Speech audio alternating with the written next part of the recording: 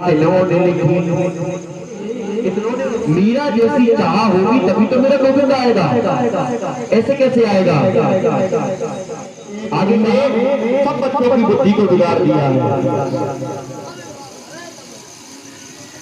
प्रहलाद जी से पूछा कि तू ये क्या कर रहा था, और दौड़ करके प्रहलाद को पकड़ लिया और कहा, हे दुर्नीत मंदात्माना, हे दुर्भीक मंद बुद्धि के जीव, कुल वेद विरागम इस तत्वम मच्छाकरोतम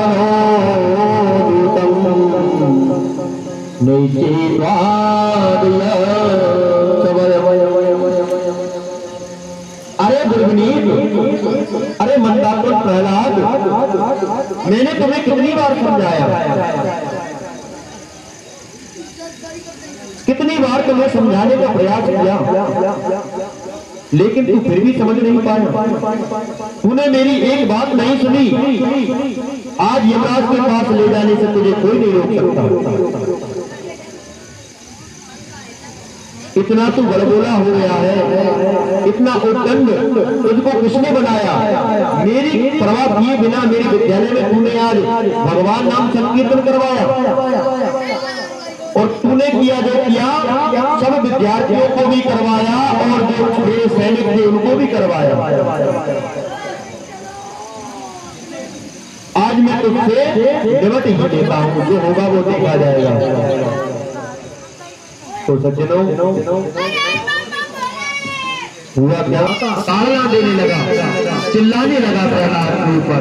तो प्रहलाद जी बोले, ने केवलम मे भवतस्य राजन सबवेवलम परिणाचा परेशा परे अवरेणी स्तरगंगमाये ब्रह्मादयोन वंदम प्रणीतः। पिताजी, नारायण तो सर्व अंतर्यामी है, सभी जगह विद्यमान है, केवल मेरा मालिक है, मेरा गोविंद, वो आपके अंदर भी है, मेरे अंदर भी है, और संसार के हर जीव के कण कण में मेरे परमात्मा का वास है। तो हिरण्यकश्यप बोला कि तू पुकार आज तेरे परमात्मा को, पुकार उस नारायण को, कहाँ है वो? तो कहा वो तो सर्वत्र है, सभी जगह है। सूर्य अनेक फिरे कण मांगत ते पद सूर स्वाद कहा, उन्हीं ताल मजीरा बजाती फिरे मीरा मतवारी सी चाह कहा। मेरे प्रहलाद जी के साथ है, और प्रहलाद जी के साथ सब लोग कह रहे हैं, श्रीमन नारायण नारायण नारायण नारायण नारायण। बुद्धि लगी होनी चाहिए। इस प्रकार की कृत्य हमें गर्भावस्था में करने चाहिए, ये कृत्य। तो सज्जनों, नारद जी ने जो है कयादू को ऐसे ही प्रसंग सुनाना शुरू कर दिया। अब जो घर में बालक है प्रहलाद जी, वो भी इन सबको सुनते हैं। उस समय बालक प्रहलाद माता के गर्भ में केवल 7 माह का था।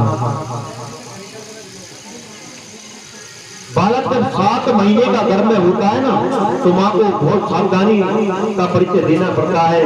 अच्छे विचार मन में लाने चाहिए, अच्छे उपदेश सुने। बस मेरे गुरु नारद जी बन गए, और असुर बालकों ने कहा, प्रहलाद तुम्हारे गोविंद से मन कैसे जुड़े? तुमको तो नारद जी ने जुड़ा दिया, पर हमारा मन कैसे जुड़े? तो प्रहलाद बोले कि सुनो, मेरे गुरु नारद जी थे और मैं तुम्हारा गुरु, जैसा मैं गाता जाऊं वैसे तुम भी गाते चले जाना। तो सज्जनों, होता क्या है, एक बार की बात कि जब प्रहलाद जी ने सब बालकों को भगवान का भजन करने के लिए तैयार कर लिया ना, फिर भी बालक तो डर रहे हैं अभी। तो कहीं तुम्हारे पिताजी को पता चल गया तो तुम्हारे साथ साथ कहीं हमें भी ना पिटवा ले। कि तुम चिंता मत करो, तुम्हारा कोई कुछ नहीं करेगा, तुम तो जैसा मैं करता जाऊं वैसे ही करते जाइए। तो सज्जनों, सब बालकों को लेकर के और प्रहलाद जी ने अपना भजन शुरू कर दिया और गाना बोले। एक कलेबी भक्त है, जब भी उसे किसी प्रकार का कोई कष्ट होता है तो तुरंत ब्रह्मा जी को याद करता है। तो क्यों? तो मैंने सोचा कि वो एक पैर से खड़ा है, दोनों हाथ ऊपर किए हुए हैं और भगवान का स्मरण मेरा मतलब नाम ले रहा है, तो मैंने सोचा चलो इसका कष्ट दूर कर ही आते हैं। तो उसने मुझे इस प्रकार से बुला लिया और अपने 3 वरदानों में फंसा लिया। भगवान नारायण ने कहा बहुत अच्छा किया तुमने। जब तुम वरदान देने गए थे तभी सोचना था कि कलयुग चल रहा है और कलयुग में किस प्रकार के भक्त होंगे। तो सज्जनों, पुनः बारंबार याचना करने लगे ब्रह्मा जी। तो भगवान नारायण ने मां सरस्वती को आदेश दिया और कहा जाओ, जैसे ही भक्त अब भगवान को बुलाए तो तुम उसकी जिह्वा पे बैठ जाना।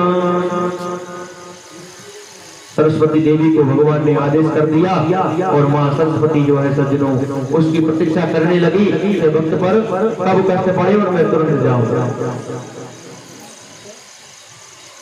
तो सज्जनों, होता क्या है आगे चलके उसी प्रकार पुनः उसको किसी प्रकार का कोई कष्ट पड़ा, उसने फिर कह दिया नमो ब्रह्मदेवाय।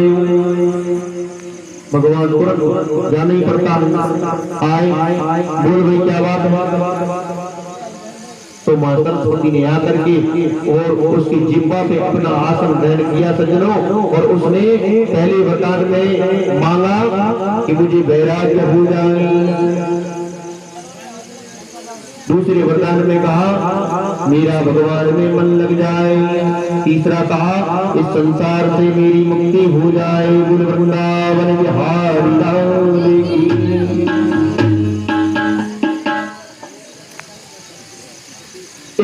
अरे भले आदमी, भगवान का भजन तो हम कर लेंगे, पर ये तो बताओ मैंने